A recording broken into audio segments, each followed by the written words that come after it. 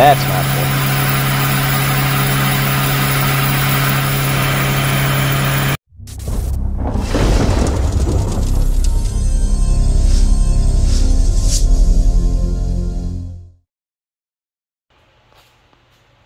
What's going on, everyone? So I am back with this 8th Gen SI that has a K24 swap. Those are becoming more and more popular nowadays. And if you can't tell, I got a little bit of a cold. Now, before anybody says anything or goes down that road, number one, I feel good enough to be here. If I didn't feel good enough to be here, I wouldn't be here. I know my limitations. I know when I can't work and I can't focus. And right now I'm on a lot of bed rest and very limited hours here. My guys also know not to come around me. I am fully isolated on this side. I let this customer know that I wasn't feeling well.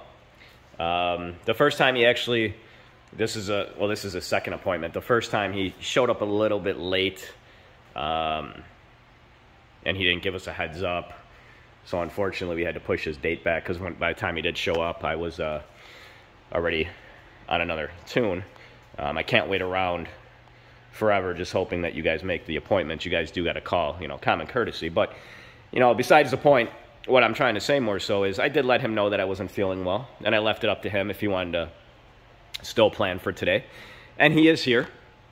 Well, the car is here right now. I will sanitize the car when I get all done with it. And I think that's about it with my cold.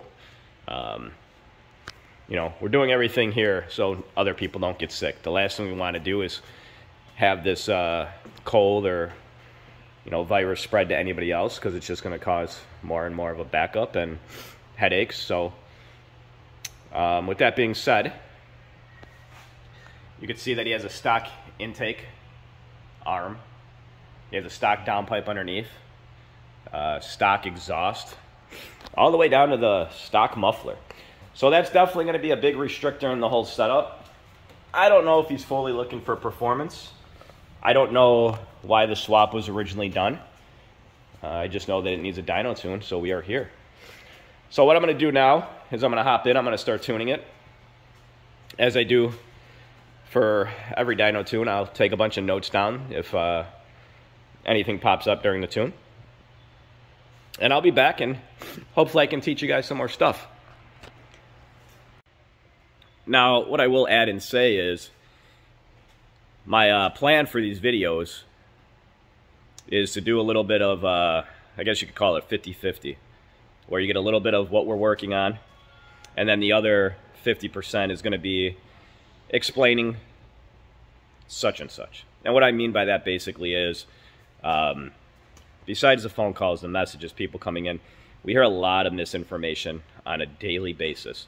And what my goal is with these videos now is I want to start documenting certain things, such as, for example, would be flex fuel and the flex fuel side of things and everything involved in that. I'm going to be talking about catch cans. I'm going to be talking about cams. I'm going to be talking about downpipes. So I'm not going to get into it this video because I don't know if you can hear it, but as I keep on talking and talking, my voice is becoming less and less. But I figured I did make a promise to myself and to you guys, because the messages I'm receiving from you guys, and you guys want to see me keep pumping out content and whatnot, it motivates me, and I want to stay on top of that, and I want to be true to that. So that's why I'm doing this video. I can easily have just tuned this car and been done with it, but I want to keep pushing for the content for you guys. So I'm going to hop in this thing. I'm going to get going on the tune and wrap it up, and I'll be back.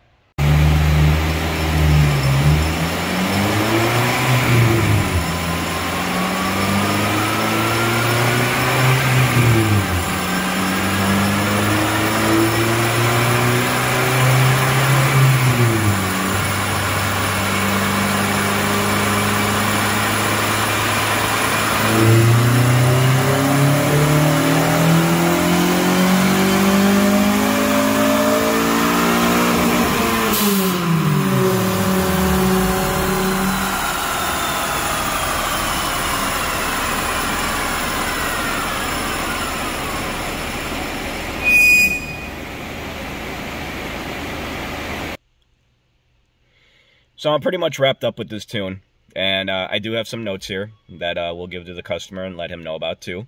Right now, and the whole main goal too is, you know, besides entertainment factor, I do like to, you know, educate you guys, and, you know, maybe a light bulb will go off in your head, or maybe you're having an issue with your car, and or maybe your buddy's having an issue, and it'll just kind of like click. So so I do want to keep some information flowing, even if, like I said, I'm not sitting down talking about you know, flex fuel stuff or cams and whatnot. So the main thing that I'm seeing is the primary oxygen sensor is not reading correctly. We've been seeing a lot of this, and it's more so, this is my belief, it's more so, I believe, due to the fact that if the car is not throwing an O2 sensor code or any check engine lights at all, but your car is still driving fine, then people think you're just good to go. So what I'm comparing the primary oxygen sensor to is my dyno wideband. My dyno wideband is completely different, very expensive, and it's hooked up the majority of the times if it has a spot for it, and if it doesn't, if it's a spot for it in the exhaust, and if it doesn't, then I put it in the back of the tailpipe, the sniffer. I don't like to do that though, because you don't get 100% accurate reading.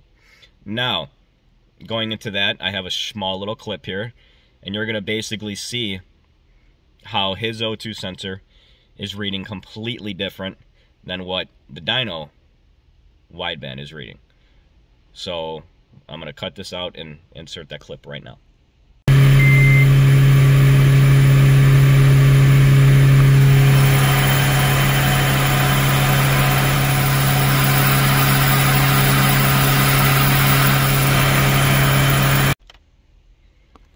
Okay, so you can see in that video what's going on.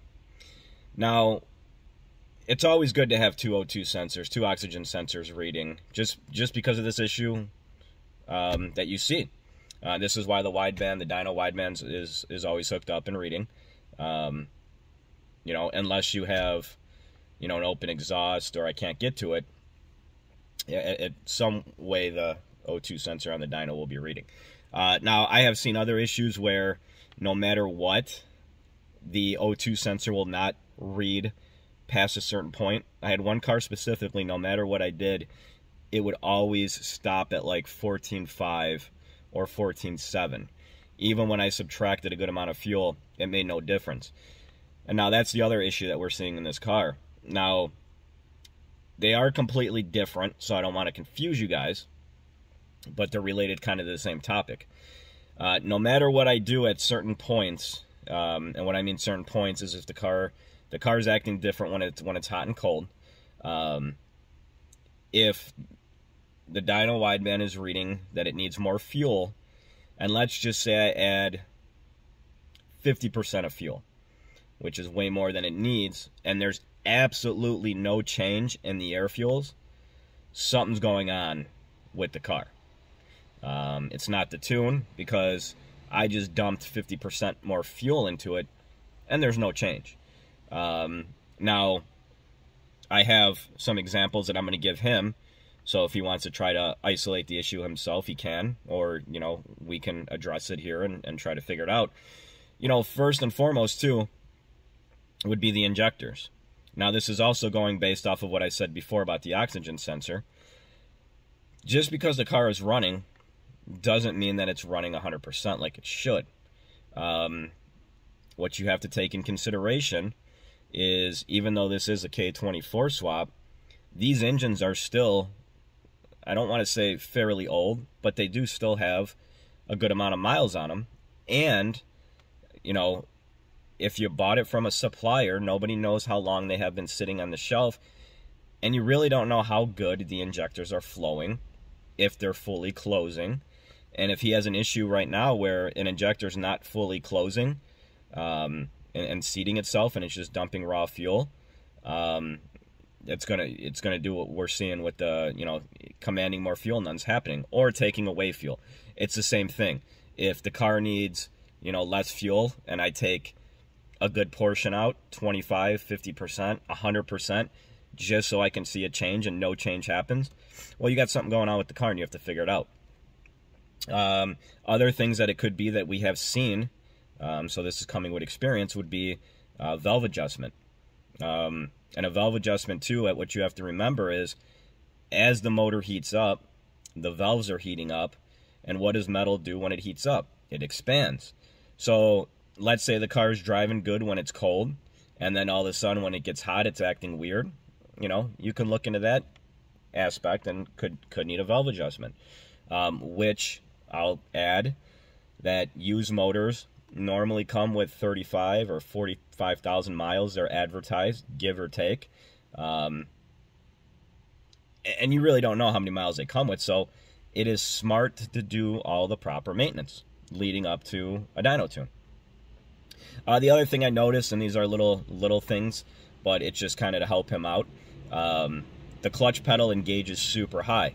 Now, as a clutch begins to wear down, it's going to engage higher and higher. This one's almost at the very top of the limit, so either the pedal just needs adjustment or the clutch is going out. Just something that I like to let him know about. You know, maybe he did the clutch himself and he didn't adjust the pedal properly. If it's engaging super high and not fully disengaging, you could be riding the clutch and wearing down the clutch. Other things to note, coolant temps are hotter than normal. These cars are very finicky to bleed. It's very hard to bleed if you don't have one of those big funnels. Amazon sells them. Go to Amazon and search coolant funnels. I've done videos before in the past too on how these have to be bled because they are a little bit different.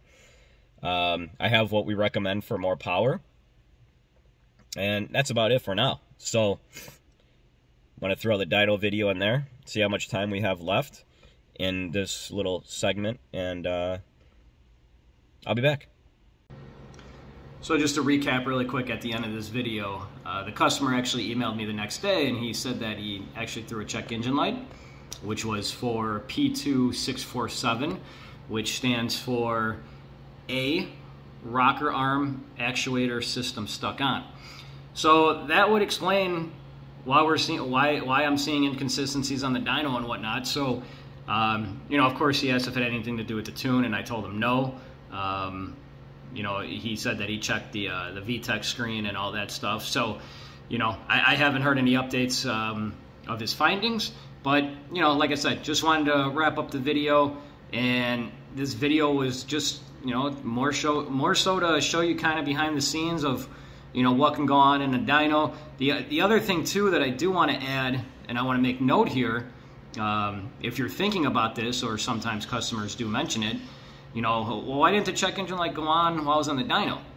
What you have to take into consideration is every time this car gets flashed on the dyno, which is quite frequently, all the monitors get erased.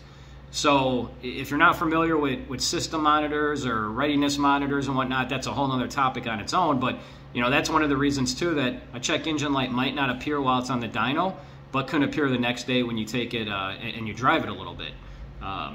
So that's it. Just wanted to wrap up the end of this video.